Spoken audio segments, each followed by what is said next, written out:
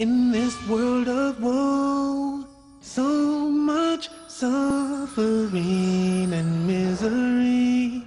Our hearts are longing for the endless home of peace and love and harmony.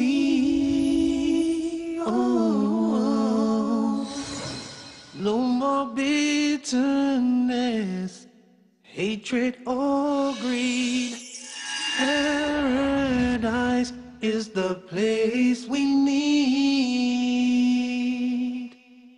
I feel the peace inside of me.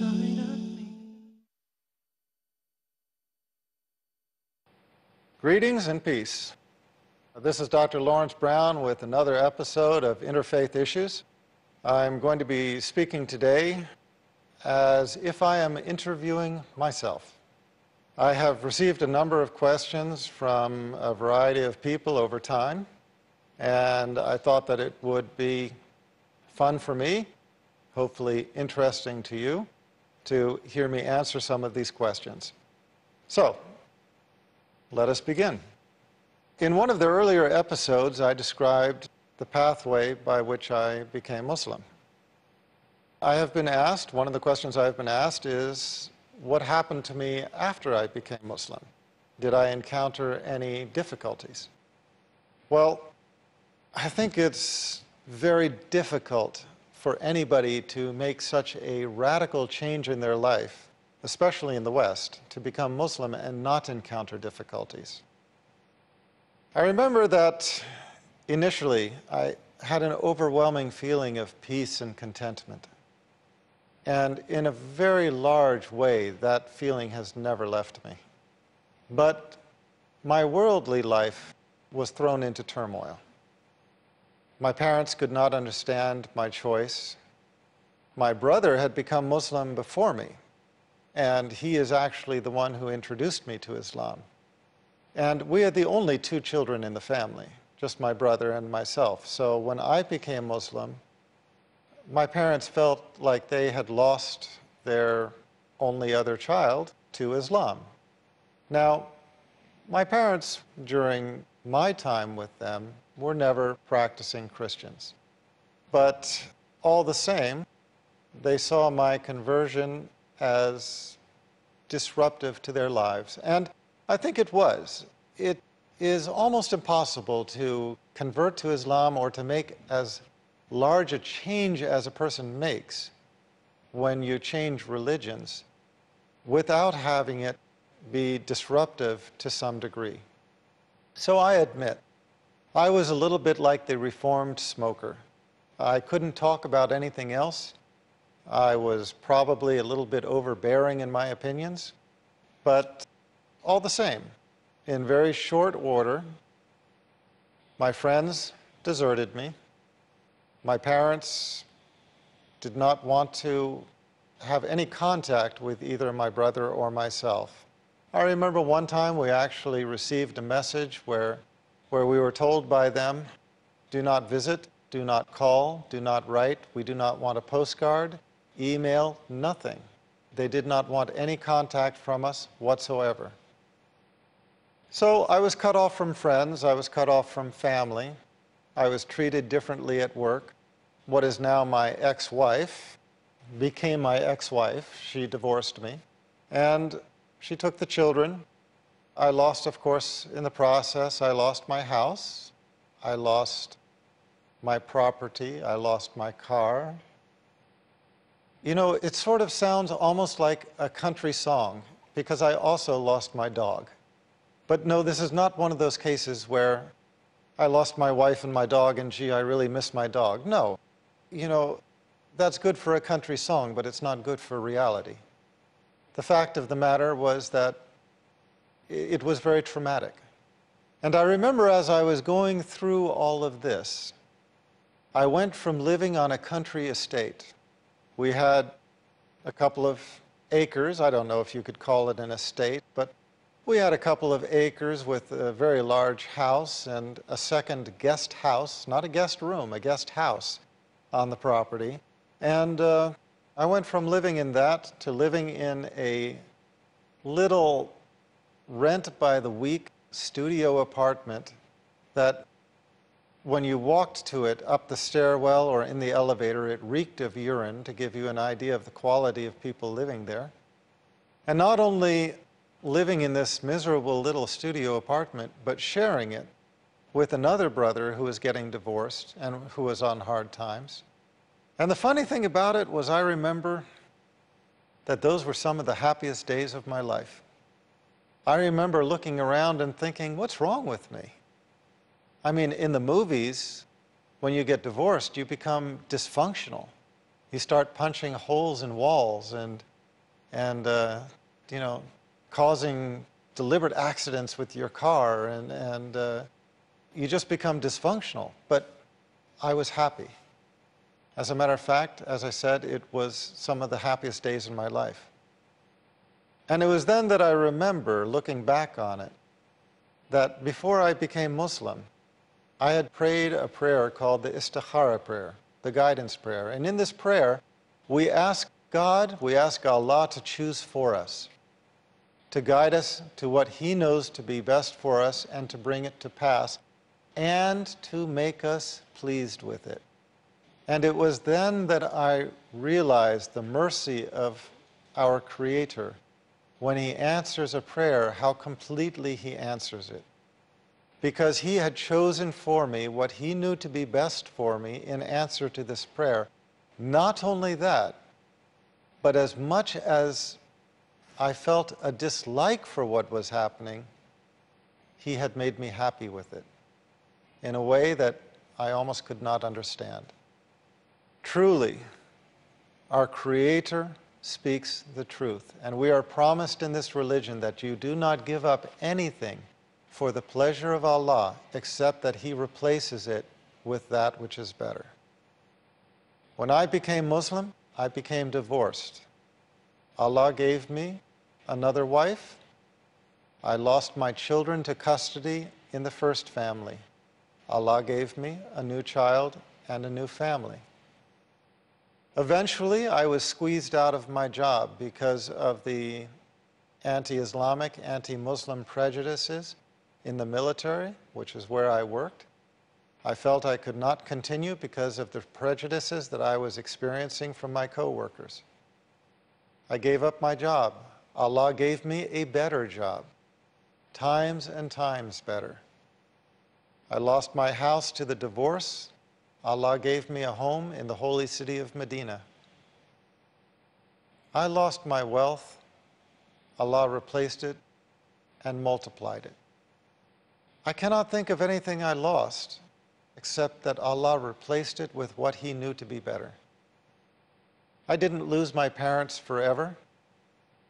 Eventually, we were able to talk again. And in a way, I feel our relationship is better now than it ever was before. So I think what I can say is, for a person who considers making this change, nobody gives up anything for the pleasure of Allah except that Allah will give you what is better. That doesn't mean that it won't be hard. It doesn't mean that it will be to your liking, at least maybe not initially. There may be a period of trial, a period of test, a period you have to get through before you find the benefit. But when you do find the benefit, subhanAllah, you will realize the completeness of the mercy of our Creator. Another question that people ask, they like to hear an answer to, is, well, what does Islam mean to you? I can tell what I have found Islam to be. I have found Islam to be a religion of modesty and humility. It's a religion of peace and submission to God, but also submission in a general sense, submission to those who know better. You know, I grew up in the West, where we were raised on the concept of questioning authority. Question everything. It's a popular saying. But the fact of the matter is it's destructive. We have authority figures for a reason. They are people of greater knowledge or greater experience, or they have been empowered to enforce certain regulations. And if you are constantly questioning them or defying them, it will be hard on you, hard on them, and hard on all of society. So I found Islam to be a religion that put things in order. As an individual, within a family, within a society, within a country, and as a world. I found Islam is a religion of peace. This does not mean that Muslims are necessarily pacifist. It does not mean that if you go and attack a Muslim, he will not defend himself. Of a certainty, he or she should, because everybody has the right to defend themselves.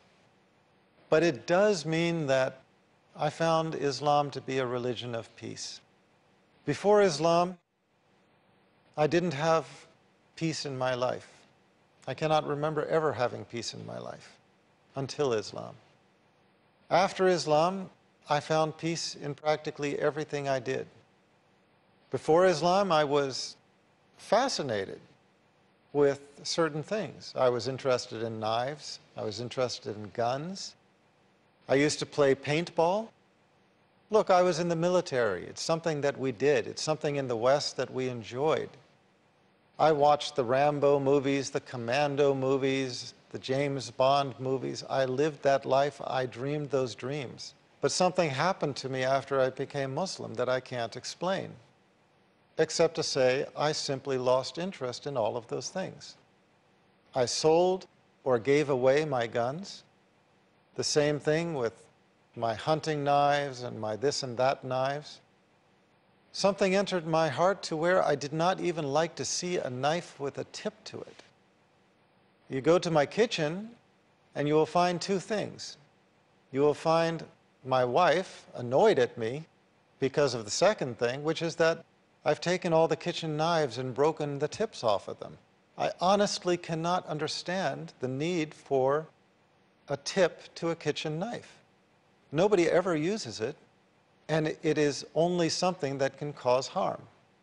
In my transition from a relatively unordered, somewhat paranoid life to a life of peace, things like this became visible to me that I never saw before. And I became what I feel is what I am now, a man at peace with himself, at peace with the people around me, at peace with society at large. We're going to take a break right now. Please stay with us. We'll be right back. Paradise is the place we need. Quran is the divine word of Allah.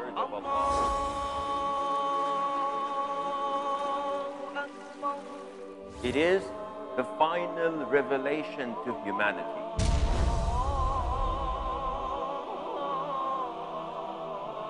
It is a means of healing, both spiritually and physically.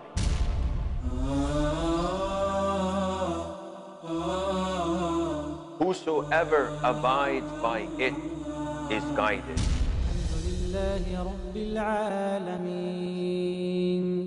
To ponder and reflect on its beautiful verses.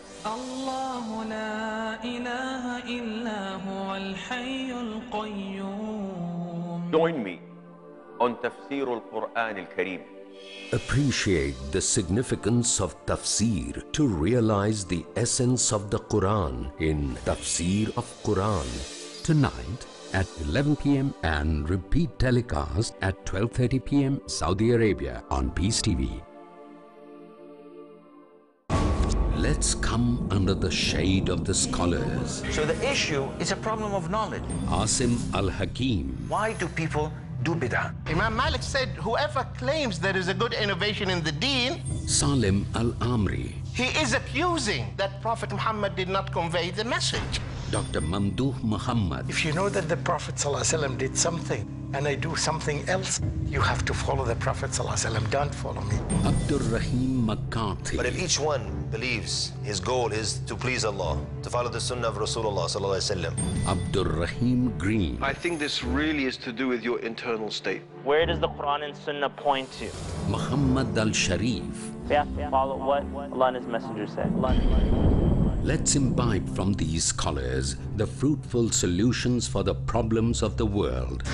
Which one we would take and which one we would leave? Question to every Muslim. In the shade of the scholars.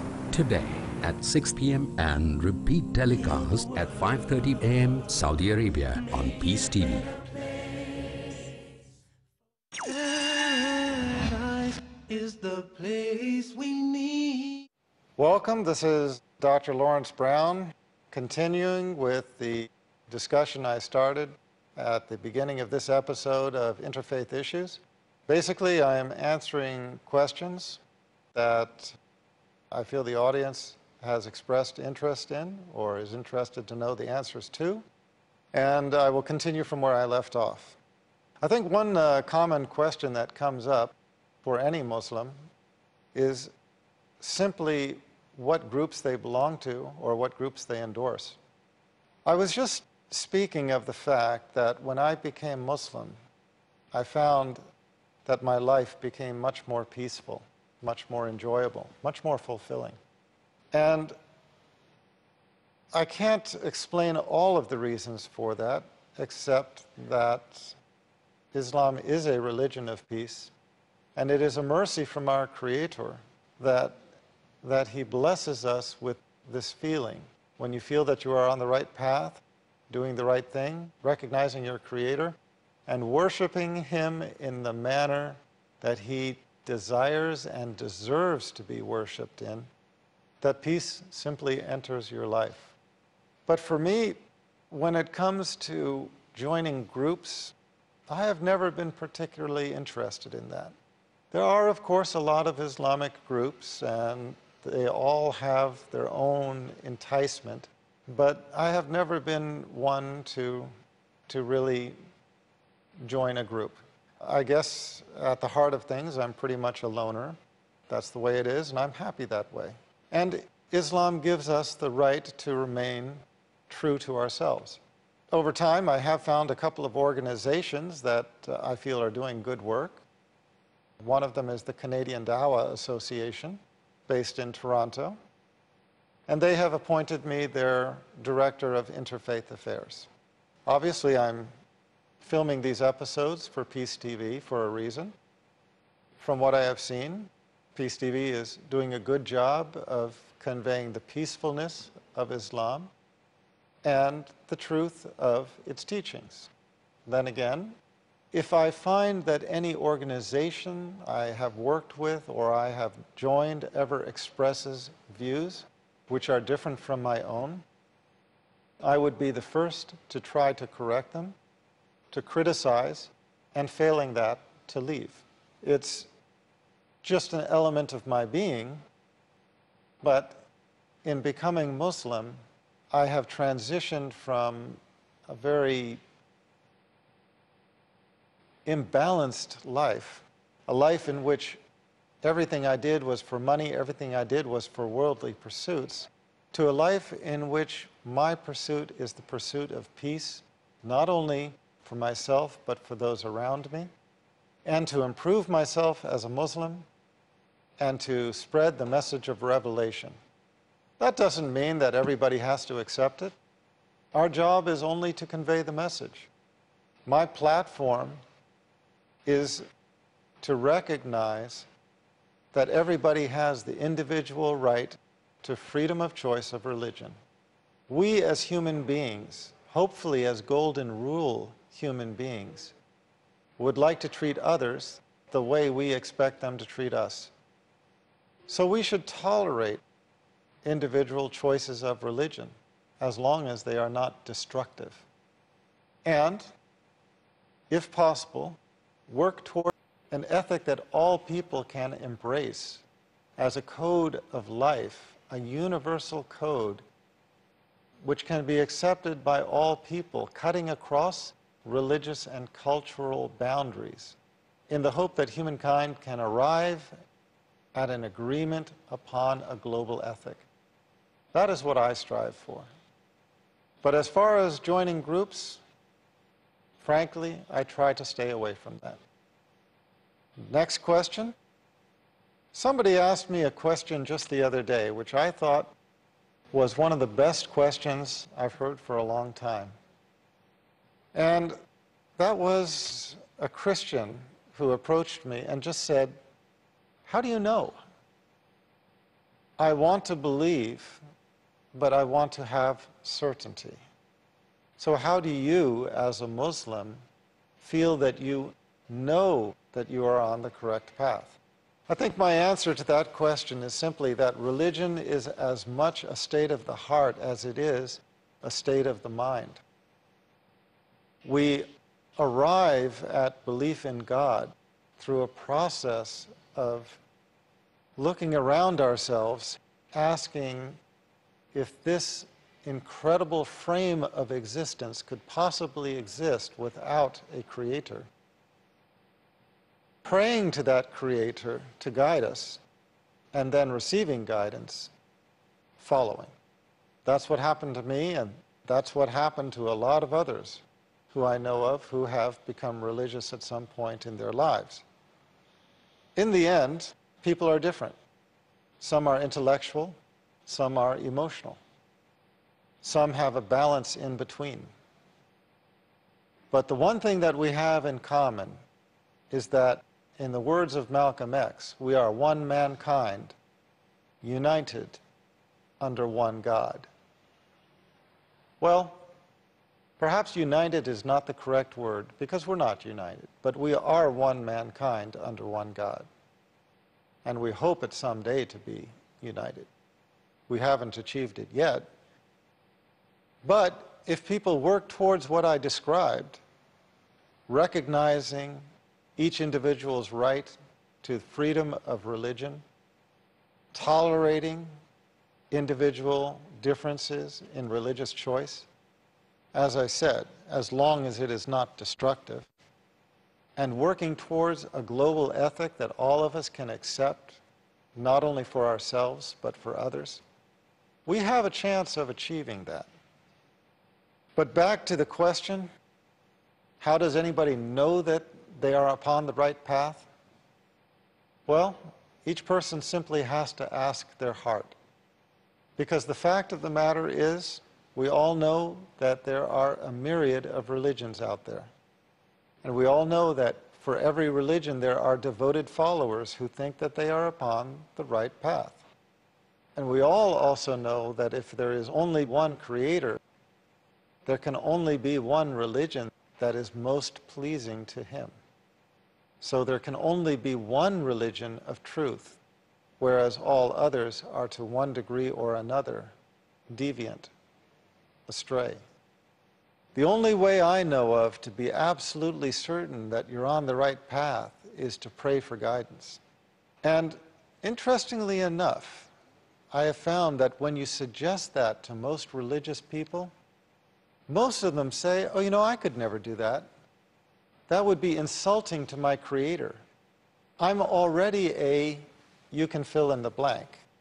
"I'm already a Buddhist, Jew, Christian, Hindu, whatever.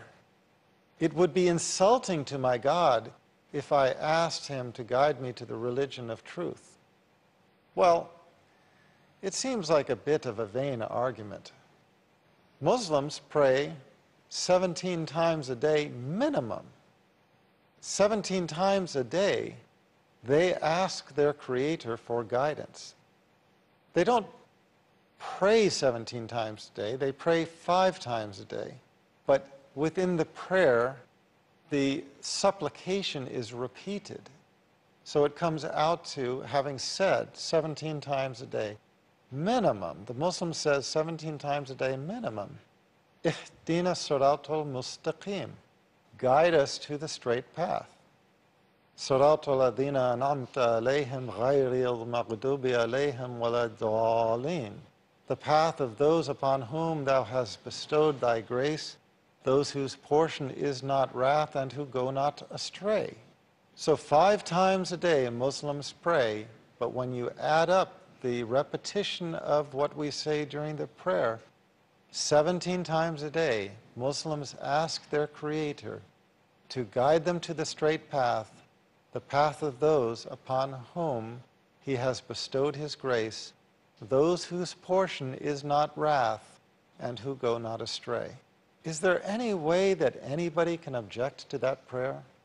But I would submit that it is the path of that prayer that will bring certainty into a person's heart. You don't have to be a Muslim to pray it. You don't have to be a Muslim to pray that prayer any more than you have to be a Christian to pray our Lord's Prayer. But what you have to be, what you do have to be, is sincere. You have to sincerely want to recognize God, and you have to sincerely appeal to Him to guide you, and receiving that guidance, you have to accept it and follow. So, I will conclude this talk and invite all those who are interested in submitting any other questions. Please visit my websites, leveltruth.com, leveltruth.com, and eighthscroll.com, EIGHTH, scroll, SCROLL.com. Please drop me an email, and I will add it to a list. When we have enough and when it's interesting, we'll try to put together another talk like this one. So, this is Dr. Laurence Brown bidding you peace and concluding once more another episode of Interfaith Issues. I feel the peace.